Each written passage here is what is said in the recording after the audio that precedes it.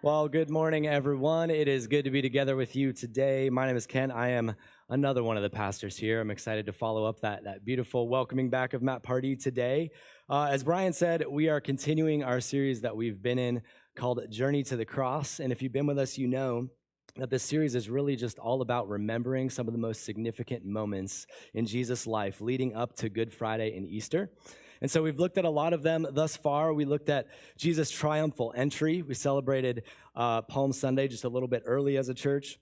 We watched him clear the temple. We watched him get anointed, all this stuff. And today we're simply coming to the next moment, and we're going to be intentional in just remembering, again, what did Jesus' journey to the cross look like? But before we dive in with it, I'd just like to point out the reason that I'm using the word remember right now is not because I'm assuming like you've heard these stories before or anything like that. I'm using the word remember because I think it's so important for all of us to realize that we can be incredibly forgetful. Can't we? We can forget things at times, right? Some of us are pretty willing to admit that we're forgetful people. Others of us not so much. So I'm just going to throw myself under the bus real quick and share a story from my life when I forgot something that really mattered to me. It was back in 2008. It's my freshman year at BGSU. I had just moved up from Florida. I was bound and determined to be a good student. And so I was getting myself ready to go on the first week. I had my outfit picked out and laid aside. I had checked where all my classes were. I even put my pencils like on my dorm room desk, just so. Yes, we used pencils back then in 2008. But I was ready. I was incredibly focused, so much so that after a couple days had passed, I realized that I was focused so much on one thing that I forgot something that really matters to me, and it was my mom's birthday. Now that might not sound like a big deal to you, but for me it was kind of a big deal. I have a close relationship with my mom, and so I at least wanted to send her a card or something like that. And so I was kind of bummed, but thankfully I gave her a call. I wished her a happy belated birthday. She totally understood. It wasn't a big deal to her. But here's where it became a big deal. Here's where you're going to be like, okay, Ken, yes, you're forgetful. The following year, okay, the next semester rolls around. I start classes. I get myself focused again. I'm a little older and wiser now, though. So I give my mom a call just to check in, though. Just to check in and talk a little bit. So I'm letting her know how the first week of classes is going, and we're having this whole conversation about me. And I still remember this. Right before I hung up, my mom asks me, was there anything else you wanted to say to me today? And I realized, oh my gosh, I forgot my mom's birthday twice in a row. It was so embarrassing. I think I spontaneously was like, happy birthday. And she was like, she didn't hang up on me or anything. It was fine. But I was like, oh my gosh, I never meant to forget my mom's birthday twice. But when life happens, we forget things like that, right? We forget the things that matter to us. Now, I'm not telling you this just to stress, remember people's birthdays or anything like that. Put them in your calendar. That's what I started doing. But I'm telling you this because when it comes to other areas of life, forgetfulness can become a really big deal. In other areas of life, forgetfulness can really matter, specifically when it comes to the area of our faith. See, for most of us, in here, in this space, we'd probably say that our faith is the most important area of our life. We sing about it, right? We tell others about how important faith is. Yet no matter how important we might say Jesus is to us, it is so easy just to get focused on other things, to get focused on our careers, get focused on our family, sports, friends, all of these really good things that Jesus just kind of gets lost in our peripheral vision, right? The ways of Jesus get blurry to us. Sometimes we lose sight of him altogether, ending up in places we never thought we'd be and doing things we never thought we'd do. So this series that we're in is really just designed to help us. To help us as forgetful people to simply remember. We want to set aside these times each week, just like we need to put birthdays in the calendar, to set aside times like this to just remember this path that Jesus was on, this journey that he was on, because we believe that when we remember his ways, when we focus on his journey, ours comes more into focus as well. Say that another way. Focusing on Jesus' journey won't blur our own. It'll make our own journey a little more clear. I truly believe that. And so today, that's what we're going to do. We're going to continue this series. We're going to just intentionally remember yet another moment on Jesus's journey to the cross. And we're going to focus on it together, pick out some things. And I just want you to ask yourself this big question. Does my journey look anything like Jesus's? Does your journey, when you think about the past week, the past month, the things you've been focusing on, the things you've been chasing after, does your journey look anything like this journey that we're going to see Jesus is on? My hope today is that as you're sort of pondering that, if you discover that you've wandered off the path a little or a lot, that you wouldn't feel ashamed or condemned, but that you just simply feel invited back, because I believe that we're all made to be on this journey to the cross with Jesus. And so I'm going to dive in. We're going to go to the next passage. If you have your Bibles, you can take it out now. Meet me in Mark. This entire series has been in the book of Mark. It's actually the shortest and most to the point of all gospel accounts that's written. So if you're behind, you can catch up real quick. We started in chapter 11, and now we're up to chapter 14. And I'm going to start today in verse 12. While you guys are turning there, I'm just going to pray for our time. Lord, would you just help us now to focus on you just for these next few moments? Lord, would you remind us of what your journey to the cross was all about? Would you point out to us ways in which we've gone astray a bit on our own journey? Jesus, would you bring about your own life in our lives? Lord, use this time. Amen. All right. Mark 14, starting in verse 12. It says, on the first day of the festival of unleavened bread, when it was customary to sacrifice the Passover lamb, Jesus' disciples asked him, where do you want us to go and make preparations for you to eat Passover? Last week, Fani explained all about what the Passover festival was, so I'm not going to go too deep into it, but I do want to say that this was a really big deal in Jerusalem. Okay? It was this huge feast with lamb and wine and bread, and family and friends would get together and they'd talk about the days of old, all the things that God had done to set them free. So it's this amazing celebration. Yet Jesus and his disciples here have to remain discreet outside the city. Right? Remember, just not long before that, Jesus had turned over the tables in the temple. He'd called out the religious leaders for their hypocrisy. And so he's not a real popular guy in Jerusalem. So they're standing outside the town. His disciples are asking him, where do you want us to go to prep for this big feast? And here's what Jesus does, verse 13. So he sent two of his disciples, telling them, go into the city, and a man carrying a jar of water will meet you. It's interesting, in this culture, it was always women that carried the jars of water. So seeing a man carry out this task would have stuck out to them. Jesus says, follow that guy. I don't know if that's a hint for us men in the room to be a little more servant-hearted. Jesus says, follow that guy, right? And he says, then say to the owner of the house he enters, the teacher asks, where is my guest room where I may eat the Passover with my disciples? He will show you a large room upstairs, furnished and ready. Make preparations for us there. The disciples left, went into the city, and found things just as Jesus had told them. So they prepared the Passover. Wow. What an amazing opening to this story. Jesus says, go into the city. The city is dangerous. Jesus says, go into it. I can't help but just imagine myself in the disciples' shoes here, right? Be like, wait, Jesus, you want me to do what?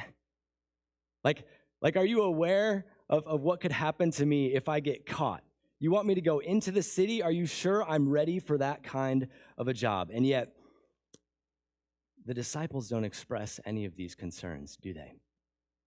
The disciples don't express anything like that because Jesus has a plan and they simply choose to trust it.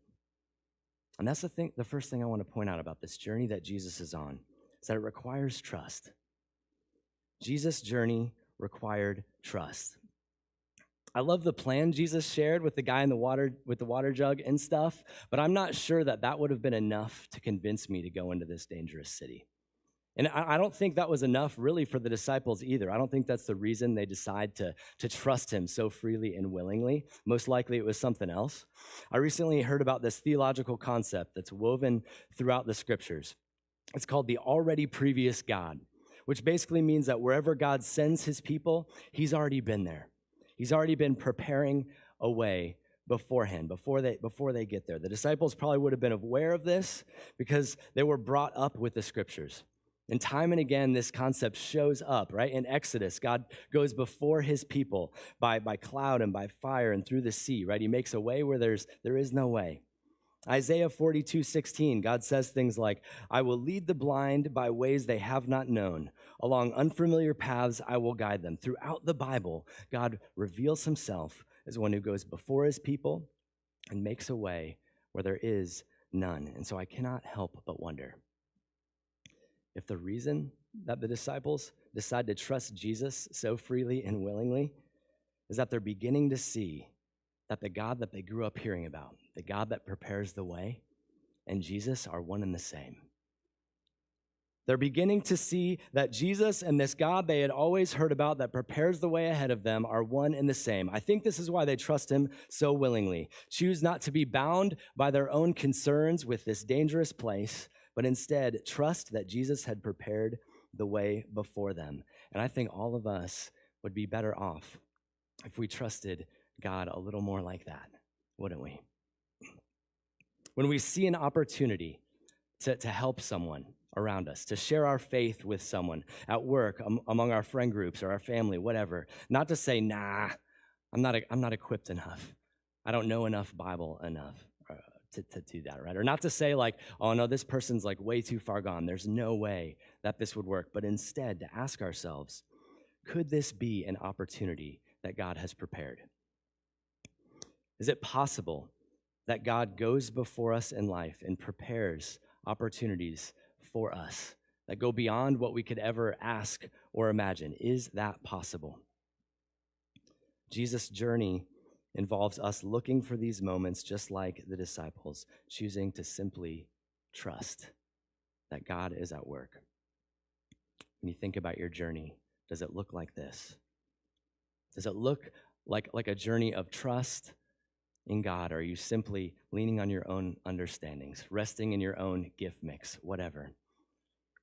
The disciples step out in faith. They trust God. They go into the city. Let's jump back in. Verse 17 says, when evening came, Jesus arrived with the 12. While they were reclining at table eating, he said, truly I tell you, one of you will betray me, one who is eating with me. They were saddened, and one by one they said to him, surely you don't mean me. It is one of the 12, he replied, one who dips bread into the bowl with me.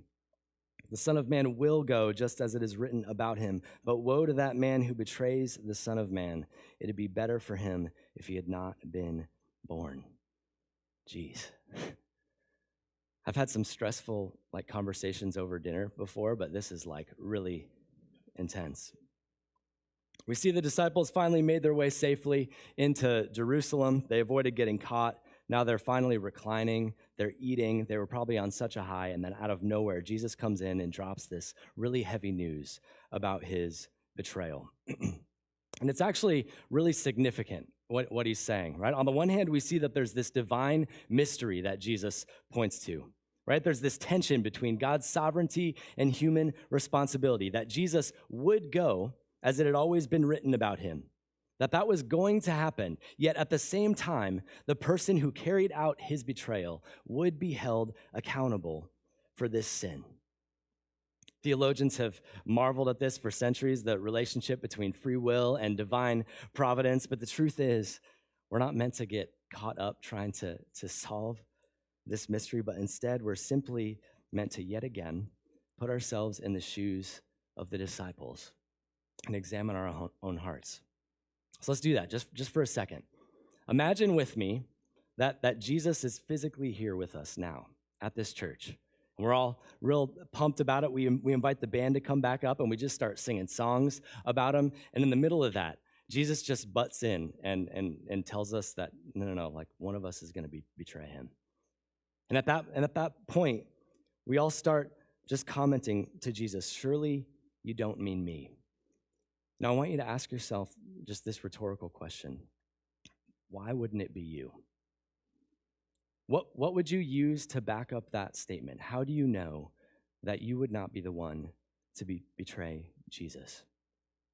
Would you say it's because you're a pretty good person? Would you say it's because you go to church often, you vote a certain way, because your family members are Christian, or because you're a better person than so-and-so that you know that's really struggling?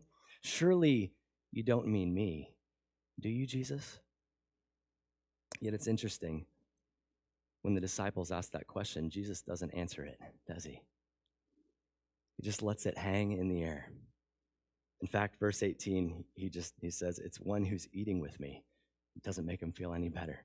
It says it's one who dips bread into the bowl with me. One guy's probably like taking his...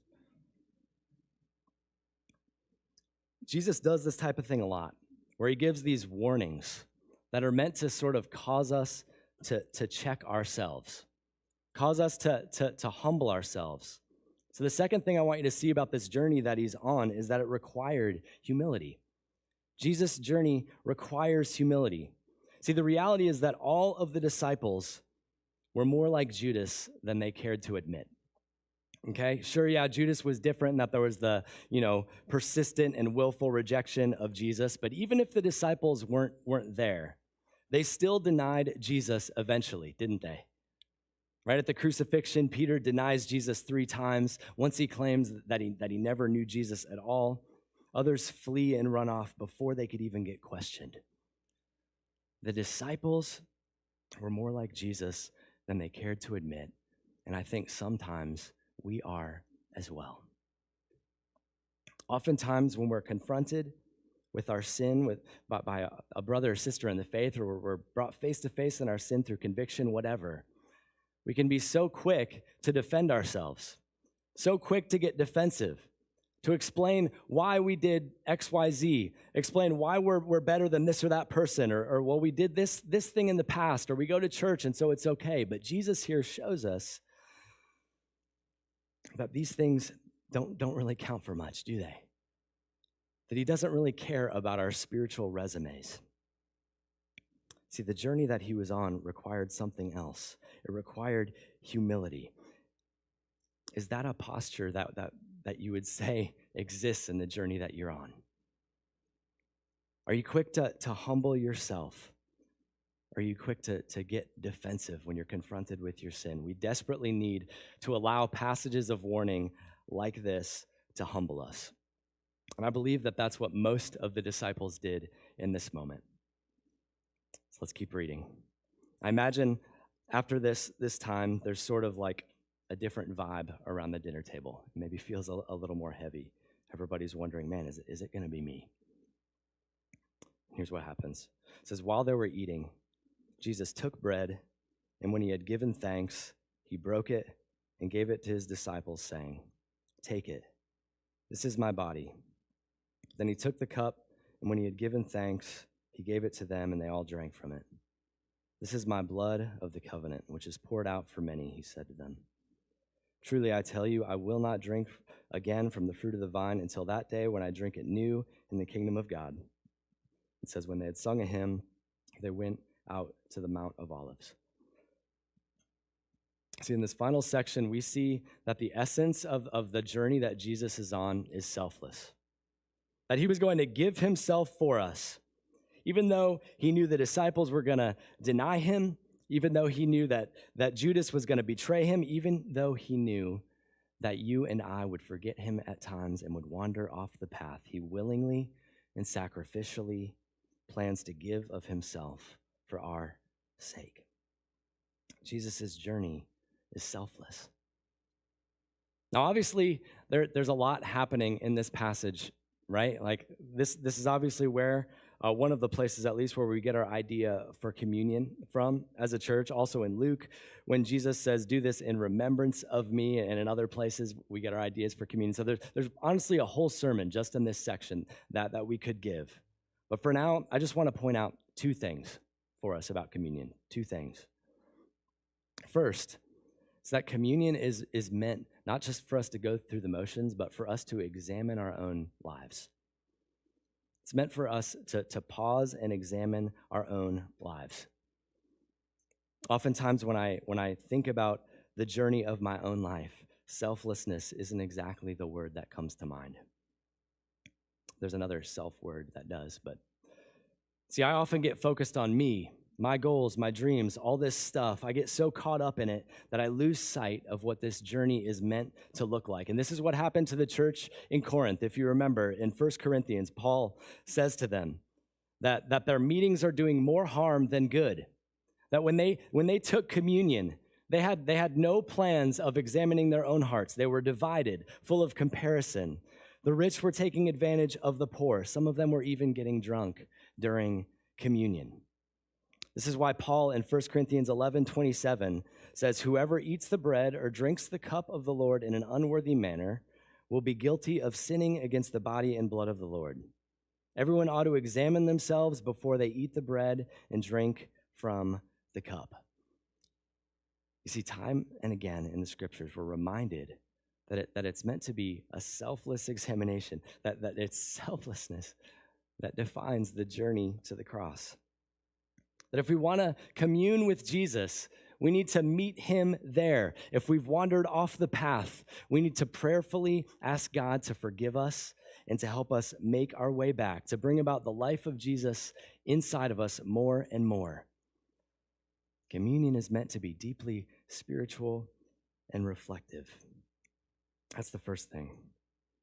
Second thing I want to say about communion is that I think that during communion, we need to remember that we are under a whole new covenant.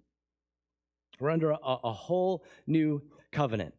Now, that word covenant isn't like a weird cult thing, okay? Like, it actually just is something that points to some really, really good news.